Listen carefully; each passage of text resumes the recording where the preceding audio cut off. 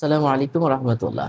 যাদের ক্ষেতে ধান, আ গম, ভুট্টা, বিভিন্ন ফল-ফলাদি যদি যাদের ক্ষেতে জমি-জমায় করেন এবং শাকসবজি যারা করেন, বিভিন্ন রকমের শাকসবজি বা গাছ আছে।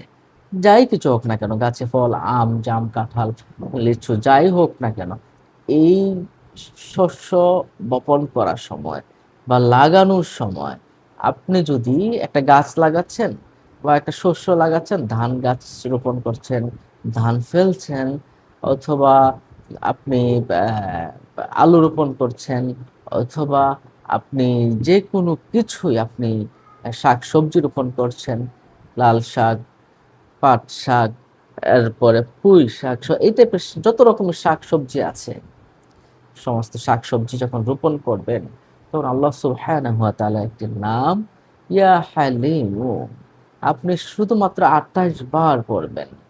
২৮ বার পড়বেন রোপণ করার সময় বা লাগানোর সময়। আপনার অনেক, অনেক বেশি শস্য শ্যামল হবে এবং এই শস্য শ্যামলগুলো বিপদ থেকে হেফাজত থাকবে। অনেকেই আছে নষ্ট হয়ে যায়। বন্যায় নষ্ট হয়ে যেতে পারে, স্বাভাবিক ঝড় বাতাসে নষ্ট হয়ে যেতে পারে। এটা হবে না। সমস্ত বিপদ থেকে রক্ষা পাবে।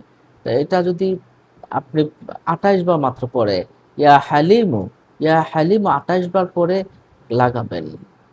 ২৮ বার পরে লাগাবেন। কাজ হয়ে যাবে ইনশাআল্লাহ। আর যদি এটা ক্ষেতের মাঝে লিখে রাখেন, ইয়া হালিমু আরবিতে ইয়া আলিফ জবর ইয়া, হা লাম হাল জবর হা, লাম ইয়া জের হালি, মিম পেশ মু হালিমু। এটা যদি লিখে রাখেন তাহলে প্রচুর শস্য উৎপন্ন হবে। ২৮ বার তো পড়বেনই, পড়লেই হয়ে যাবে।